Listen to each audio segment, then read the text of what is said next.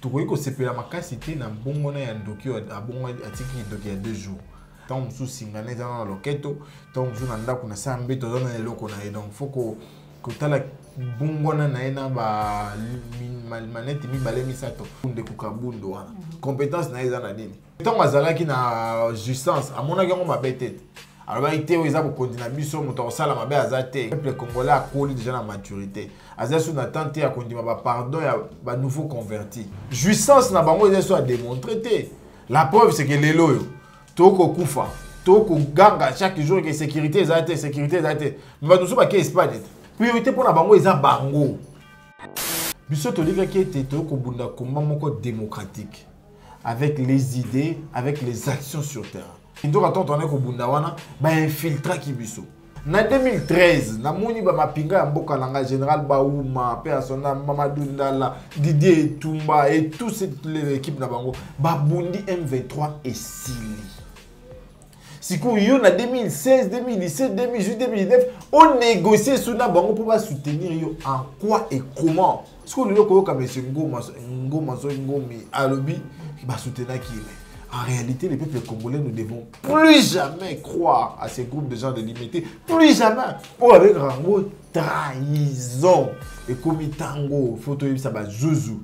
Bazo courage. À cause, tout peut les coller à vos camions, les Congos n'est plus respecté. Les gens qui prétendent avoir une propriété sur ces terrains, ils ne brandissent aucun document clair. Ils disent ça.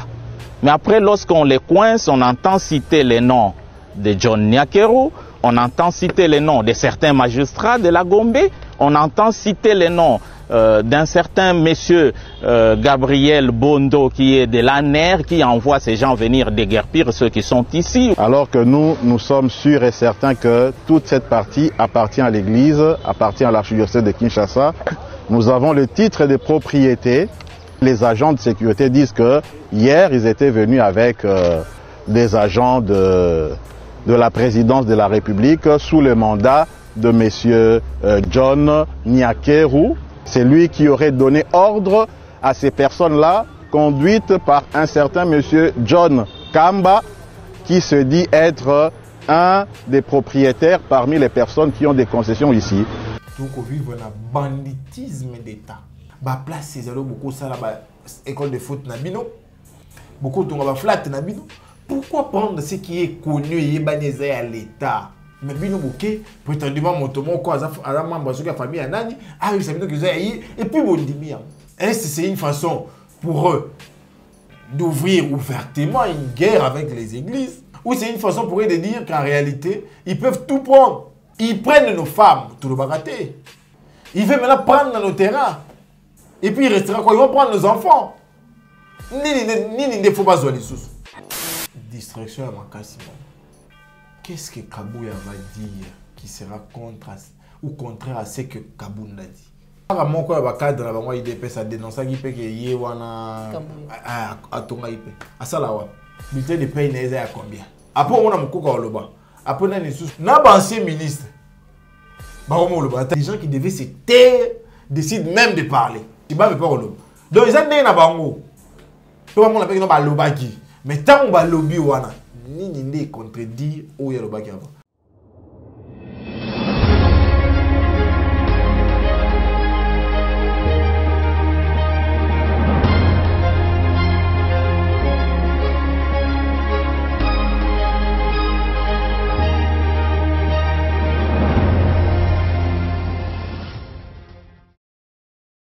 Bozali Ebele, Bandeko Balandi ya Plus Clair Télévision, la chaîne de vérité, Bandeko Balandi émission vérité de tout côté, Mbote Nabino, Bozali Ebele, Baibozui Libaku, ya Kolanda Pe Kokota Biso na Manda pour Nabino Kolongwalelo, na numéro ya Sika, ou tous ali Sengo ya Koyamba pour Nabino, moi Mboka Jonathan Boel, Azali Bongo, Bongo Mokambi, ya parti politique Otobengi pour l'amour du Congo, Moko ya Bahila Muka, et le Monaye, Ndeto Solomon Matali Mboka Nabiso, République démocratique du Congo.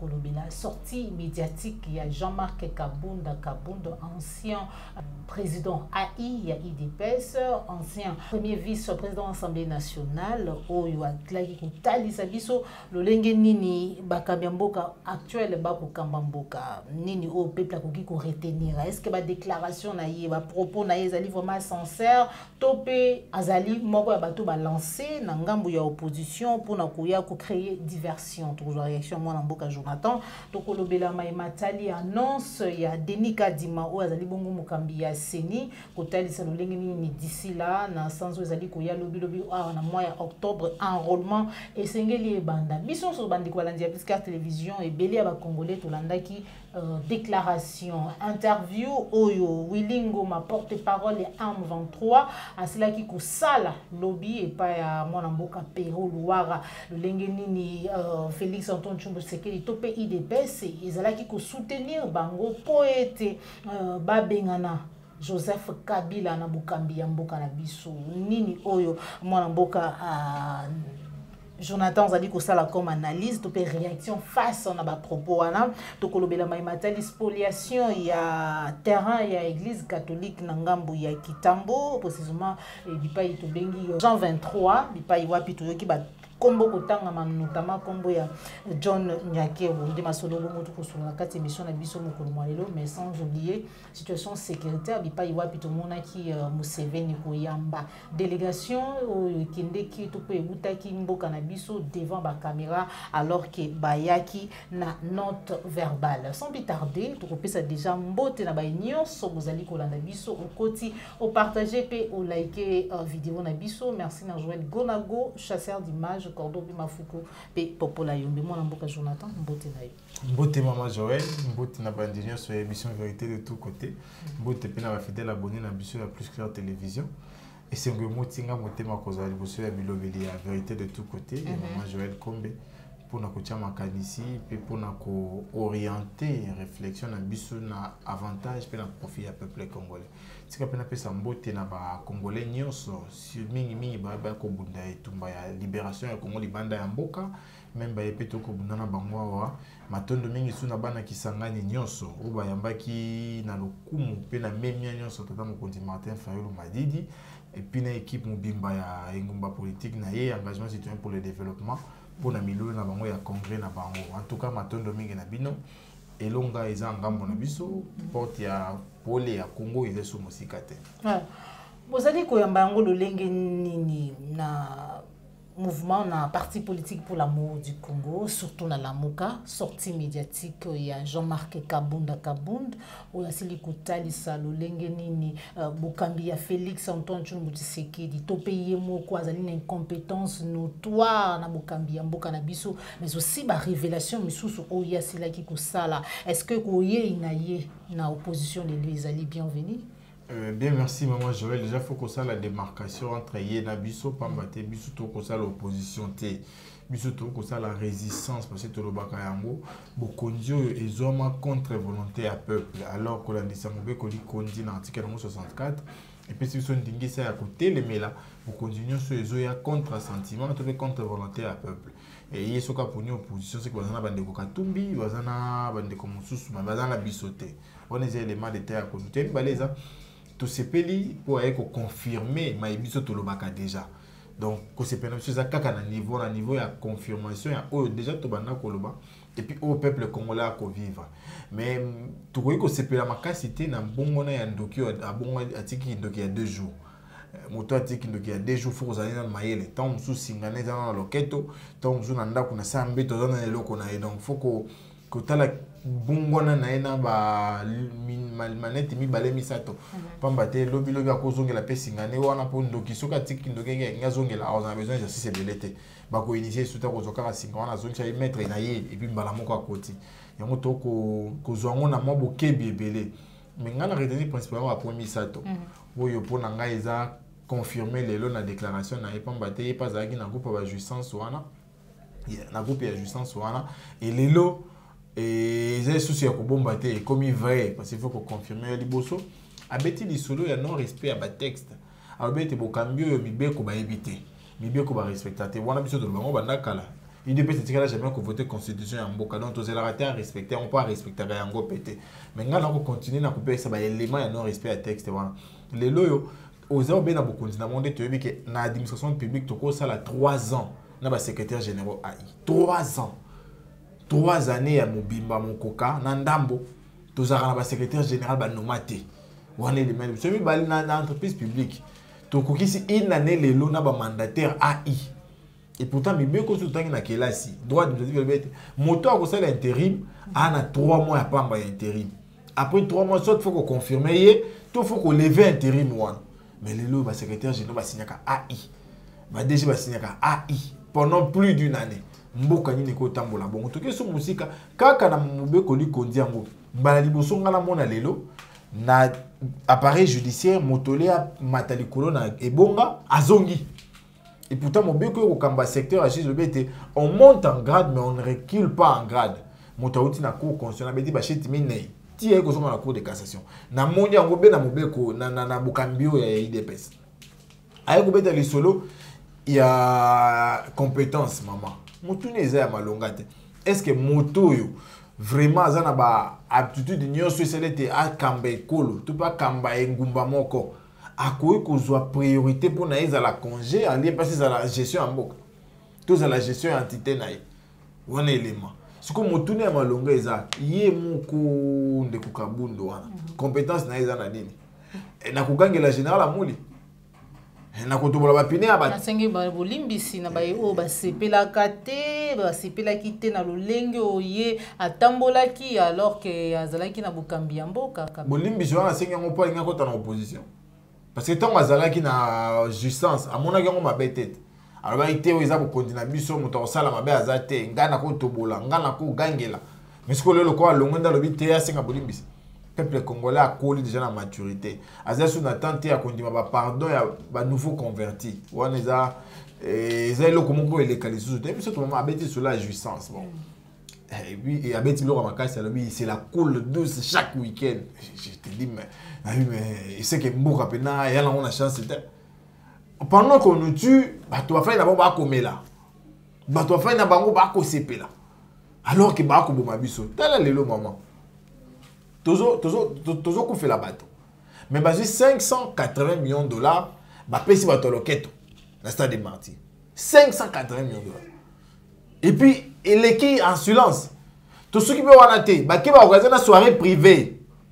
Oh, quand il déconseille, bah tu vas te battre militaire, mais 8 personnes vont te battre militaire. N'a pas membre, il y a institution, institution, bah kobina. Tout ça wapi. Jouissance n'a pas moi ils sont à démontrer. La preuve, c'est que les loyaux, toko kufa, toko ganga chaque jour que sécurité est sécurité est. Mais tout ça, pas qu'est-ce pas net. Santé, hein, santé pour les soins de santé et puis quand même vacances après avoir beaucoup travaillé, on doit quand même se reposer. J'ai l'esquisse dans droit vacances même pas gagner au bout de date. Ça va net. Abimbe ou d'azaka na kati ya Ukraine. Poutine a droit vacances c'était. En fait, c'est ça la réalité. Priorité pour na bango ils a peuple té. Priorité pour na bango ils a nango situation à population té. Priorité pour na bango ils a bango. Et comme il on a biso. Certains vous ont dit ici et comme il on a biso. Et yango de bazo fonctionner nango il a tant on a biso. Ba bossa ni que tant o peuple ndeza ka tango ba gouverner ni ba kamba. Mais ce que tant au peuple là ko se retrouver dans la gouvernance na yo. Mais yo moko se retrouver au salo bien. Et c'est le que ça le ko sengoté. Mais mutune ezali est-ce que les lots bateau na babianga makito bateau bazana ba aptitude de nyonso kokamba engumba moko songolo tolobi te pamba te ba priorité na bango izo kobala na ba priorité à peuple. Voilà. Oko analyser le lengeni maloba ya Jean-Marc Kabunda par rapport à la situation sécuritaire tango lobi était au lieu ya ko marcher le lenge ba kongomani ba salaki to pe to salaki au lieu ya ko marcher pour na kosenga bukende ya ministre des affaires étrangères ya Rwanda et sengelinde bubima na balabala pour na ko benga na Félix Antoine Tshisekedi. Faut yebisa ya éviter pourquoi to marcher qui afatuna. Tu marchais pour carrément qui était. Tu marchais pour accord secret nyonso yebana. Tu marchais pour communauté tant africaine, tant nationale qu'internationale, ba que lelo agression na biso comme on est au Rwanda. Au moins il y a même problème à opposant côté.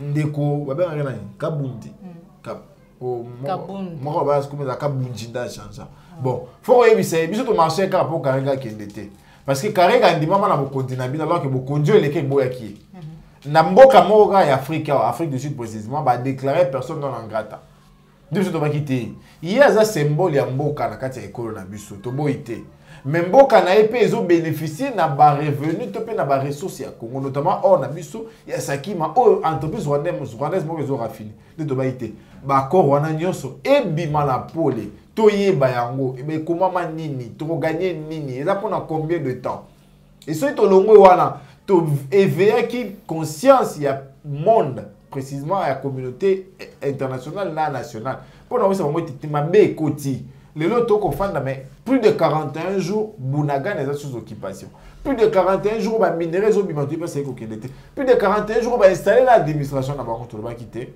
et komitango tout élément tout tombola mongongo pour être o ya bonde la makasi o pa loka makasi o pa ko loba na tina so na loba makasi pour que bato wana nyonso ba concourir na retour ya paix na mboka na biso. Matondo mingi mwana mboka Jonathan oyambi lolenge nini tangu olandi intervention ya Willy Ngoma porte-parole ya M23 nanzela tupe na micro ya ndeko Pero Luara kotalisa lolenge nini IDPS particulièrement lolenge ya lobaki Félix Tshisekedi azalaki ko soutenir bango a soutenaki bango pona kubenga na pouvoir ozalaki en place tango bango bazaki na opposition alors que lelo Baïwana, Bazui Boudangana, Ningolo, plus de 41 jours. Maman, c'est grave. C'est quand même très grave. La révélation de Kozoualelo. Bissot Toliga qui était Tokobunda démocratique. Avec les idées, avec les actions sur terrain. Pour que tous les habitants ensemble, au départ, il y a tout considéré comme symbole, il y a mauvaise gouvernance, symbole, il y a recul, il y a Congo. Tu veux pas quitter qui doit attendre ton Bundawana, infiltrer Kibiso. Comment moi qui suis démocrate, moi qui suis compatriote, moi qui suis congolais de surcroît, en 2013, na moni ba mapinga mboka langa général Baouma, persona Mamadou Ndala, Didier Tumba et toute cette l'équipe na bango, babundi M23 et Sili. Si vous en 2016, 2017, 2018, 2019, on négocie sur la banque pour soutenir en quoi et comment. Et on a système de parti politique. C'est pas trop propre aux Congolais en fait. Tout ça en marche. Pour se rappeler même, tant que la paix nationale d'indépendance va télémaki des différentes manifestations dans le stade des martyrs et comment on a niveau on a été. Et comment on a niveau et on s'était posé beaucoup de questions. Moi personnellement, Namituna Babituna. Ce qu'on dit comme M. Ngomi Alobi, qui va soutenir qui mais en réalité, les peuples congolais ne devons plus jamais croire à ces groupes de gens de limité. Plus jamais. Pour la simple et bonne raison, ces gens ont partisé contre l'intérêt vital de la nation. Kabila n'était pas lui seul le problème. Le problème, c'était un système que lui avait mis en place. Ceux qui s'engagent pas Bounsaka Kabila. Et son système qui a continué jusqu'à nous gérer encore à ces jours. Donc en réalité, nous pensons que ceux qui ont juridiction, mon colo-citoyen Antoine a roté les manœuvres à Jouzou, à Zongate. Parce que, avec Rango, trahison. Tu as trahi la nation. Comment on s'en a rebelle? Comment on s'en a battu et menacer survie à peuple naïo? Comment on s'en a battu babomakayo? Pour gagner quoi derrière le centre des Congolais? Pour gagner quoi? Parce que d'habitude, tout le monde a tant article Jeune Afrique. En 2019, ces groupes armés ici, M23, ils ne représentaient pas une menace, maman. Pourquoi considérer un accord qui a intégré Bango dans l'unité spéciale de la protection institution morale? Parce qu'il a quand même fait des révélations. Il y a avantage, je vais appeler ça Bango. Je me suis dit, mais pourquoi faire ça avec un rebelle? Et qui ne représente même pas une menace en ces moments-là. Parce qu'il faut que le Bayam, en 2013, donc on a Bango, Bayam a besoin d'agrément comme parti politique. Bango maintenant on s'est installé pour pas compétir dans l'élection. Mais en 2019, une année après la prise de pouvoir cavalier à Ningizakio, pourquoi signer des accords avec eux? Seulement pour brader l'intérêt du Congo ou pour brader l'intérêt du peuple congolais? De tout le monde, et comme tango, photo ça va Zouzou, bazo courage. Et vous avez appelé symbole. Bon, bien que l'on a 100 jours, on a symbole d'impunité. Mais on dit qu'on a symbole d'impunité.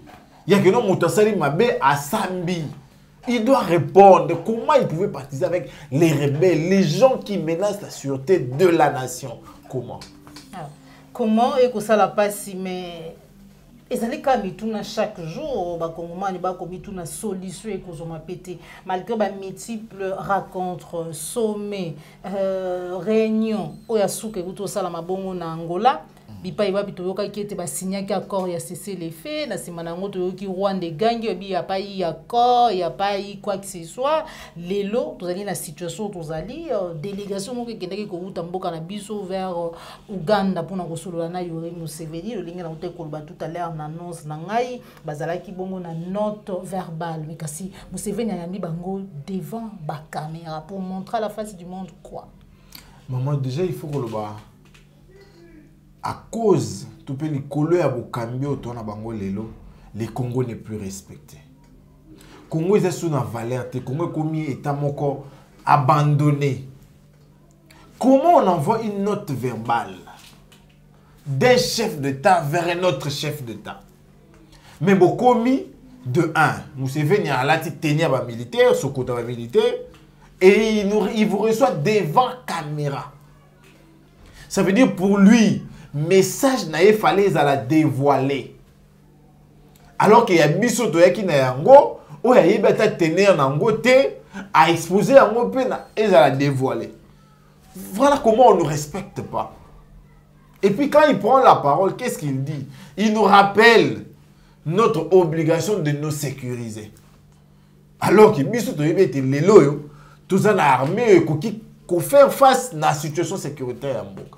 Il n'y a pas un État voisin qui doit nous les rappeler.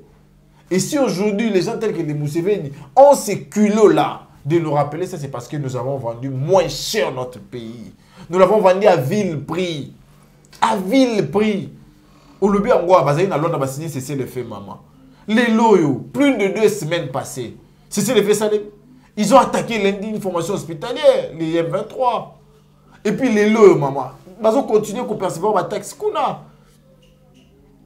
Motuna malonge ezali Uganda aza déjà wana ina ba UPDF bango ne ba faciliter entrer ya Bunagana voilà parce que baza na pour position na bango ils sont en train de coordonner la mutualisation. Qu'est-ce qu'ils donnent comme apport pour la sécurité du Congo? Et puis Uganda on doit se rappeler sur la guerre à 7 jours. Les cimetières le plus long que nous avons actuellement au Congo c'est l'Ouganda. Pourquoi aller là-bas? Et lorsque vous arrivez, bureau de délégation, bon, moi j'ai ma caméra, j'ai dit qu'est-ce que vous faites? Merci monsieur le président, nous rentrons pour lui faire voir que vous n'êtes pas d'accord. Il y a bien un exemple, il y a un cannabis qui est une note verbale en Tanzanie. Et ça tango, moto batina gazo bima, ne caméra zué. Tango zé na kati moto yeba ki tango soleil na Sami Al Salomo. Et là on dit banaïte. Pourquoi ne pas considérer la nation congolaise? Pourquoi ne pas nous considérer? Parce que nous avons vendu à vil prix notre pays. Grâce à la jouissance, est-ce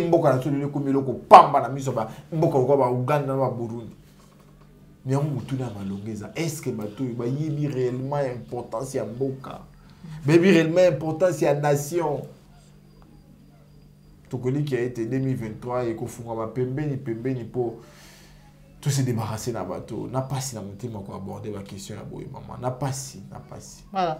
Matondo mingi mon amboka Jonathan, mais est-ce qu'à la livre vous vend des choses ma ponomie et couture la ma ponomie crédible parce que là déjà Denis Kadima encore annoncé na peuple congolais puis na baïnyonso oyo bazali intéressé surtout na matali ma ponomie ou pas to ba bongo que d'ici là na mois octobre déjà enrôlement ekobanda. Kabunja lobi yango alors bako tailler to glissement bako préparer la plus grande des fraudes qu'on a jamais connue. Kabunja lobi yango mais mutune malonga mameza est-ce que lelo photo ça la crédit na conseil électoral à IDPS na CENI soit tout ça la crédit ça pour sali nini to pour évoluer na terrain nini ya malonga yango wana maman mbala liboso ngana mona ba annoncer nga début à ba enrôlement sans me dire qui va enrôler pour banda telle date à telle date, na telle date au c'est provisoire, telle date au c'est toiletté, telle date au c'est définitif.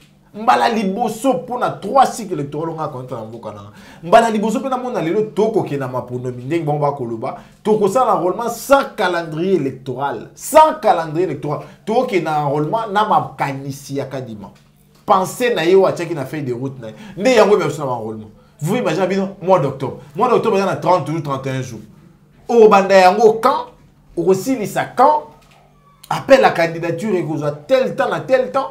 Maman, ma preuve, il y a que non, ces gens ne sont pas préparés. Lundi, il y a bandi inventaire, il y a kit, il y a celle. Et là, on fait un signateur. Maman, je vais aller, gala tikelo e bonga, tableau na tikelo yango. Na tiki ba kit misato, na kiti caméra mi balé. Mais si quoi, ne ba ko ça là.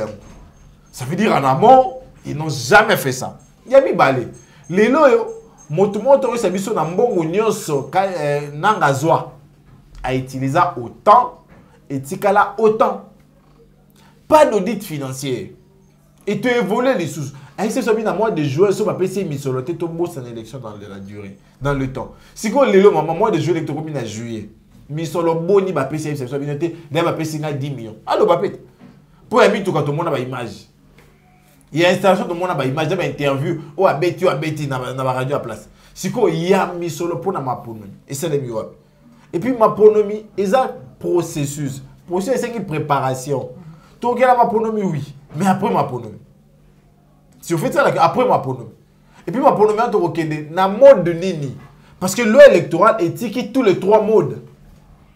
Manuel, électronique, na bulletin secret. Nio sera la tique. Ce qu'on y a fait, c'est non, ça il a nini. Ça il n'a même pas dit. Préparation pour la bango exacte. Ils font du tâtonnement, de laisser erreur. Donc comme à mois d'octobre, octobre, c'est bientôt en novembre. Il y a comment il appelle cette date. Voilà. Vous allez se préparer nini parce que Toyokaki, Jean-Marc Kabunda Kolobalo Lengenini, Félix a préparé glissement il y a 2 ans et il y a supposé qu'il n'a solo topé dans les candidates un glissement. C'est vrai que Bino Langambo la Mouka à mon amboka Martin Fayou le long on a bignon sur bolo baka yango déjà vu hein makambo lenge zali kotambola était bazali koluka ko glisser yango bolo baka etata pakoli dongo na nzoto ko siétate mais bozali ko se préparer ndenge nini na makambo Denika Dimalobi na makambo Jean-Marc Kabunda Lobi, maman, ce qui t'a commis dans le mois d'octobre 2023. Parce que le mois d'octobre, on dit que ça a 90 jours, soit 3 mois ou article 73 de la Constitution Lobby, convocation à scrutin. Ce qui t'a commis dans le mois d'octobre 2023 et que ma ponomie est zati. Soyez rassurés que Mboka, Bisso et Gozalé, sous na mokondité. Parce que le pacte républicain n'est qu'au Katana. Alors, on a un citoyen simple pour aller voter. Voilà l'article combien 73 de la Constitution. Il y a une convocation à un scrutin électoral. L'institution député mandat est Soukiwana. Pour Bisso, on a besoin de voter. Au sénateur mandat est Soukiwana.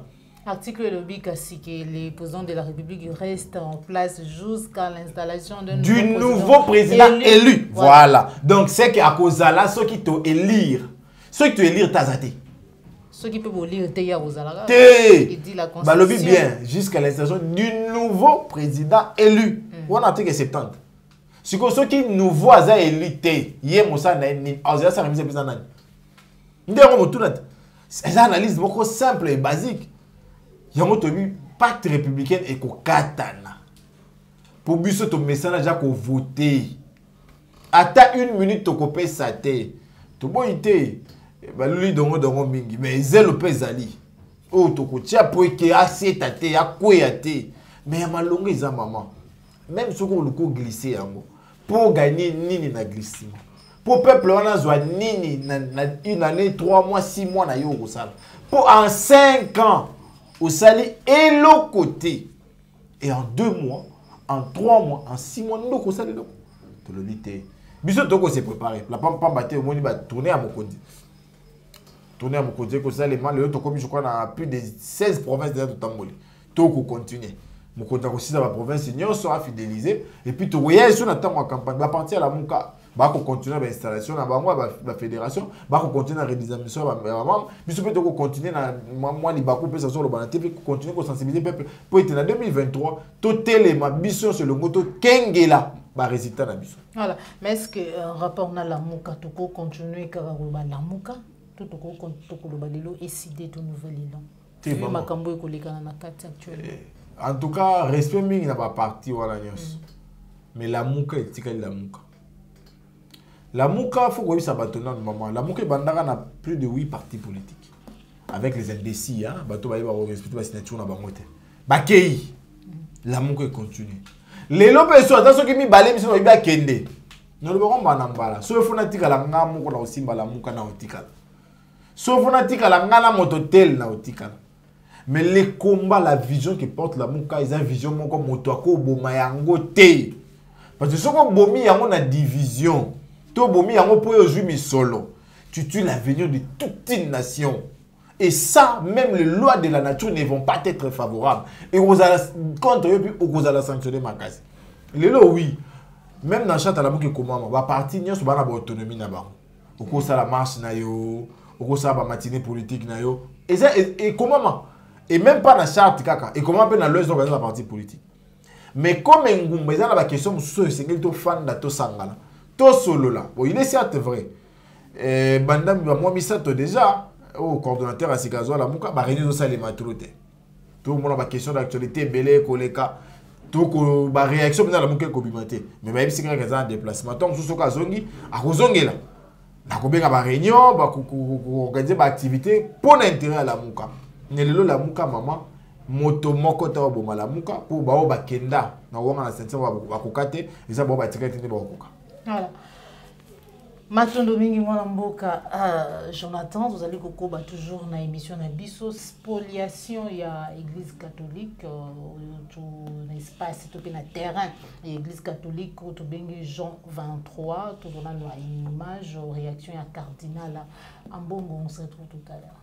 Serviteur de l'évangile de Jésus-Christ, pour l'espérance du monde, un guide, un père spirituel pour les catholiques, les voici l'éminence cardinal Fridolin Ambongo, qui se rendit en présence, ce mardi 19 juillet 2022, sur la propriété du grand séminaire Jean 23, sise dans la commune d'Engaliema. Accompagné de son vicaire général, Monseigneur Carlos Ndaka, les deux pasteurs sont arrivés sur le terrain qui tente d'expolier les sans-lois. C'est depuis l'époque coloniale que ce terrain de 9 hectares appartenait à l'archidiocèse de Kinshasa. C'est ce que nous explique Monseigneur Carlos Ndaka, vicaire général de l'archidiocèse de Kinshasa. Ce qui est étonnant, c'est que ce terrain date de longtemps. Donc de nous tous qui sommes ici, personne n'a l'âge de ce terrain, depuis que ce terrain appartient à l'archidiocèse de Kinshasa. Ce terrain existe depuis longtemps, il n'a jamais posé de problème. C'est seulement vers les années 2016 que ce terrain a posé problème. Et pourtant, ce terrain, nous l'avions depuis longtemps. Autre chose que je voulais ajouter, les gens qui prétendent avoir une propriété sur ce terrain, ils ne brandissent aucun document clair. Ils disent ça. Mais après, lorsqu'on les coince, on entend citer les noms de John Nyakero, on entend citer les noms de certains magistrats de la Gombe, on entend citer les noms d'un certain monsieur Gabriel Bondo qui est de l'ANER, qui envoie ces gens venir déguerpir ceux qui sont ici ou faire sortir leurs biens. Donc ce sont des gros poissons qui sont là derrière. Et cette histoire doit éclater. Nous sommes prêts à aller avec cette histoire devant la justice pour que justice soit faite. J'insiste sur le fait que ce terrain nous appartient depuis avant que nous puissions naître. Donc ce terrain est à nous depuis longtemps. Alors qu'il y ait des jeunes gens qui sont nés maintenant, qui viennent avoir des prétentions sur un terrain qui appartient aux personnes. Et aujourd'hui, vous avez vu, même le conservateur lui-même de la Gombe, celui-là qui est censé délivrer des certificats d'enregistrement, était ici. Oui. Et il ne comprend pas qu'on puisse prétendre avoir un document qui donne droit sur un terrain déjà occupé et couvert par un certificat d'enregistrement. L'abbé Christian Gazan, recteur du grand séminaire Jean 23, donne un aperçu sur la genèse de ces conflits fonciers et comment l'Église est décidée d'aller jusqu'au bout dans ce droit. Nous sommes venus aujourd'hui pour faire une descente sur terrain sur cette partie de notre parcelle de la concession du Grand Séminaire de Théologie Saint-Jean 23 qui est convoitée par des personnes non autrement identifiées, mais il y a des noms des personnes qu'on cite, qui prétendent que cette partie leur appartiendrait. Alors que nous sommes sûrs et certains que toute cette partie appartient à l'Église, appartient à l'archidiocèse de Kinshasa. Nous avons le titre de propriété qui nous octroie cette partie dans toute cette concession qui allait même jusque là au Baoba. Il y a des personnes qui peuvent en témoigner. Nous-mêmes, quand nous étions encore séminaristes, nous le savons, la concession du séminaire allait jusque là au Baoba. Et cette partie ici où il y a les adventistes maintenant, c'est venu après à la suite d'un différend. Et au niveau de la justice, ça a été réglé de cette façon-là. Et après, c'était en 2016. Après, en 2019, il y a un groupe de gens qui débarquent ici, qui disent qu'ils ont des lopins de terre sur cette partie où nous sommes ici. Et ils font que perturber, disons, la quiétude des gens qui sont ici et même de nous au séminaire. Voilà pourquoi aujourd'hui, puisque nous avions appris hier qu'ils sont venus pour faire, ils ont cassé là-bas, vous voyez la porte des fortunes qui a été faite, ils l'ont cassée, ils ont violenté les agents commis à la sécurité pour qu'ils entrent et fassent leur travail. On est descendu, on a posé la question, mais qu'est-ce qu'il y a? Ils disent non, voilà, ça leur appartient et ils veulent commencer à faire des travaux parce qu'ils ont des titres, des contrats qui leur octroient des parcelles ici sur cette concession. Alors connaissant que nous sommes propriétaires, nous sommes dit, on ne laisse pas cette affaire. Aujourd'hui, nous-mêmes, nous venons là pour voir, pour leur poser la question d'où ils tiennent ça, hein, qui leur autorise à venir ici. Et les agents de sécurité disent que hier, ils étaient venus avec des agents de la présidence de la République sous le mandat de M. John Nyakeru, que nous tous nous connaissons. C'est le nom qui a été cité, c'est pour cela que je cite ça aussi. C'est lui qui aurait donné ordre à ces personnes-là, conduites par un certain M. John Kamba, qui se dit être un des propriétaires parmi les personnes qui ont des concessions ici. Alors nous sommes dit aujourd'hui nous venons, nous n'allons pas partir d'ici, nous allons bloquer, nous allons enlever cette porte des fortunes, on met un mur pour que cette affaire s'arrête une fois pour toutes. Et espérons que cette énième aventure pour l'expoliation d'un terrain de l'archidiocèse de Kinshasa ou tout simplement dans tous les diocèses du pays s'arrêtera quelque part.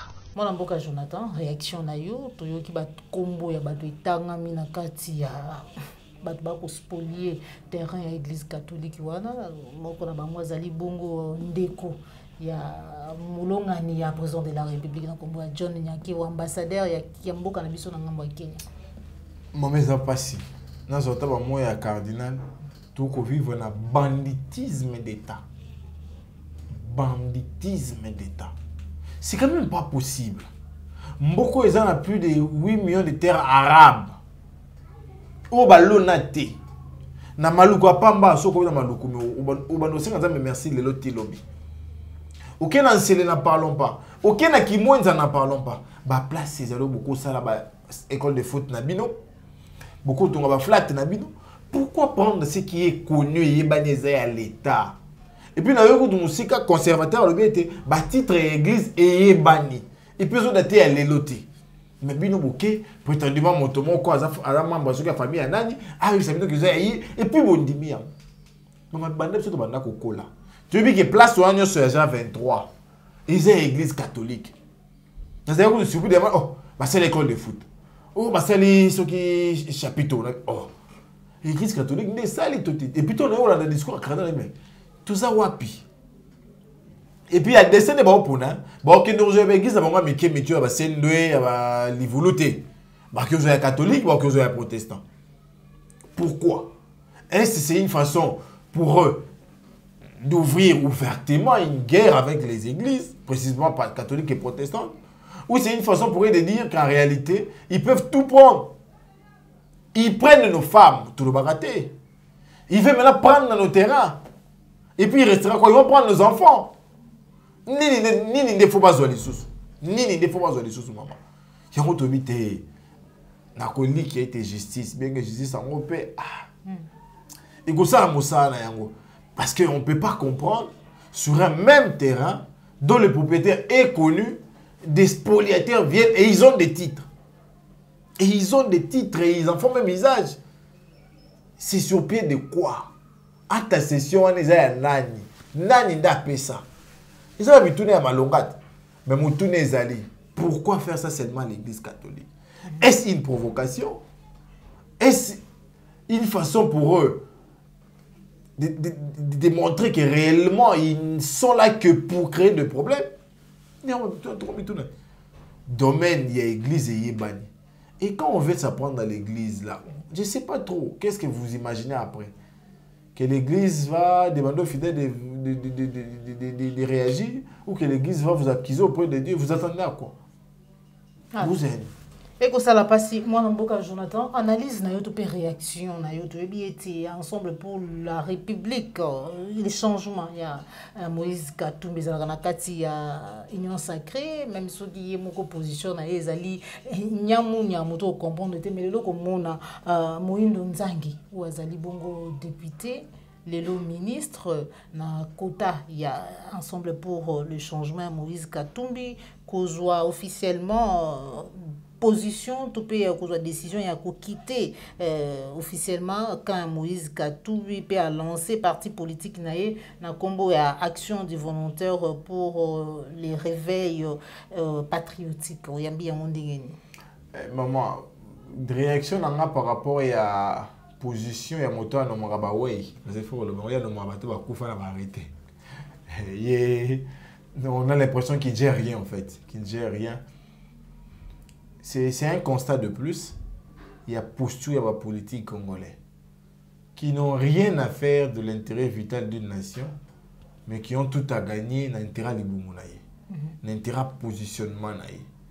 Les lots, oui, on peut tout dire, mais quel homme politique avons-nous au Congo? Quel homme politique avons-nous au Congo, les lots? On a regardé position des années. Le quoi Maïgele, le quoi Jonathan Mbele, le quoi Epenge, le quoi Mafa. Le quoi Maman Chantal, il y a année après année, Azalaka Kabonga change à côté. Baza est soutenu. Lelo, à la fois vous avez combattu. Non, à la fois vous avez travaillé d'abord avec Kabila, vous l'avez combattu, vous êtes parti contre lui, et vous êtes revenu avec celui qui est venu après lui. Si vous avez dit que papa, vous combattez Kabila, mais après vous avez Kabila, vous combattez. La moralité pose problème. On ne peut pas être versatile jusqu'à ce niveau. Et puis, mon tourné Zali, quelle est l'offre politique au Ndekwana pour Pessa Naba Congolais? Il a quoi comme vision du Congo? Il a quoi comme plus-value ajoutée au Congo? Parce que le Congo, le Congo a besoin de partir bénété. Le Congo a besoin de bateau, oui, je travaille pour le peuple. Oui, je m'engage à défendre les intérêts du peuple. Oui, je m'engage à être en face et soutenir les combats que mène mon peuple. Les lots, tu as 500, on a 800 000 partis. Pour quel rendement? Pour avoir une autorité morale. Et puis, pour être un peu plus sérieux, oui, j'étais là grâce à. Maintenant que je le suis plus dans l'Onguat. Au moins, on a démissionné. On a démissionné. Tout comme Kaboun ne peut pas démissionner. On a renoncé dans le mandat. Pourquoi? Parce que pour nous avoir intérêt dans Nazala. Est-ce que Ozala, même ce qu'il faut qu'il y ait au détriment de moto à celui qui est Ozala. Il est certes vrai quand on est engagé, quand on est nommé, on devient homme d'État. Mais homme d'État doit avoir des vertus. La vertu la plus fondamentale, c'est d'abord la conscience. Conscience de ce que en réalité, si je suis arrivé là, c'est à cause d'un engagement dans un parti. Et maintenant que je ne suis plus là-bas, d'office, je dois laisser. D'office, je dois abandonner. Au moins, il y a une photo, il y a Nyamugab. Photo na Kabila. Vous imaginez un peu. Ce qu'on faut, il y a un Comment on va demander ah attaquer kuna à moins de 10 ans. La politique est dynamique. Le dynamisme inutile. Dynamisme, ça parle de changement à ma courant. À l'époque, j'ai combattu le même combat, mais aux côtés de tel leader. Maintenant, je combats les mêmes combats aux côtés de tel autre leader. Voilà. C'est fait ça la réalité. Mais les loyaux, au combat de combat, au éviter au tiki yango, ok na combat moussous. Non. Il est années na au tika combat. Le peuple a continué à souffrir, il a continué à jouir. Quand ça la passe match retour Lelo, Augustin Kabouya pour toute première fois s'attaque sur le Babongo parce qu'il a promis à Jean-Marc Kabunda lobby ba inséparable. Lelo, la guerre ouverte, réaction à eux, tout ça tombe en distraction ou ce sont des choses vraies au Baotal Sabiso. Distraction à Makassimum. Qu'est-ce que Kabouya va dire qui sera contraire à ce que Kabunda dit? Parce que au Kabunda lobby, on a démontré qu'à 3 points. Violation de texte, jouissance, la tentative de glissement. On a prouvé en quoi. Si vous avez l'option de respecter la test, jouissance, c'est pas que ça peut bandako ya Kabunda, il a construit même à Lubumbashi, bandako ba 500 millions de dollars. Car mon quoi ba cadre là ba IDP ça dénonce qui peut que yé wana à tonga IP. À ça là wa. Bulletin de paye n'est à combien? Ils sont tout simple tout simple. Bien qu'il y ait sur la TV que non, à la famille au pouvoir, il y a un temps à gérer. Mais ce que le bulletin de paye n'est pas un salaire, parce que quand vous avez un bulletin de paye, comme par exemple, comme débuté à foutre un aboy. Il y a une économie, tu as un crédit dans la banque, il y a un boy. Si vous avez un biseau, à ça, la wapi, bulletin de paye n'est à combien? C'est fait ça des questions de temps. Mais comme toujours, on regarde, à la guerre personnelle, pour pas à l'obaki. Vous aurez marqué, moi, banda lobby, n'a pas ancien ministre. Maman tout m'a dit à lobby. La même mais en réalité, des gens qui devaient se taire décident même de parler. Et il y a le lobby, est-ce que vous avez un lobby, vous avez partir de la mission, est-ce que vous avez un article là-bas? Après, on a mon coco à l'oba. Après, on a une sous à Miss Vida Loba, tu vas me pas au loba. Donc, ils ont des nabango. Tout le monde a fait un lobby. Mais tant qu'on va lobby, ni ne contredit au Yalobaki avant. Tout ça, il y a Hollanda et Balobana. Au moment où des bandits sont contredit à mon côté. Voilà. Merci beaucoup. Nous sommes arrivés à la fin de notre émission, Vérité de tous côtés. À Mukolomalelo, tout ça qui n'est Ngoya Koyamba, Mukambi, parti politique, Tobengi pour l'amour du Congo. Moko Yabaïla Muka, 4 na Katia la Muka, et nous on a yé, to sepela qui partager vos réactions naïe en rapport à Mamimata Limbo, Cannabis République démocratique du Congo, mais kasi Yamboto Kabwane Lungonaye, na coupé Samaton Mingi na Bayon so. Bozalaki Ebele connecté, branché, na kati à la chaîne de vérité. Vous continuez à soutenir la Plus Claire Télévision, la chaîne de vérité. Merci na Popo Layombe, Cordo de Mafouko, Joël Gonago, chasseur d'images derrière la caméra, Christian Wopate le référendum. Merci, un bon séjour au pays, Jean Bébé West, Papa Laurent Beau, puis Papa Laurent Bongonza. Merci à la Félix Mbatika, Deko Dominique Sanal, puis Papa Jean Mbinza. Tuzongi pa ya Mwanamboka Jonathan. Message nayo nini ba peuple congolais ko retenir mokolo molelo en rapport na émission na biso. Merci mini maman pour le libaku nanu. Congolais faut retenir était bisonnion so totelema. Pour na likambo ya sécurité na mboka na biso. Omoni était moto bino bobanza ki takoko sunga bino bozo kimia ake marbela. Moto omoni était takoko sunga bino bozo kimia balobi a soutenir ba groupe rebelle. Donc les lots toza na eloko a causer la naïete. Tout élément, to continue à maintenir pression sur Seni pour que ma ponomie ya solo et ça le en 2023.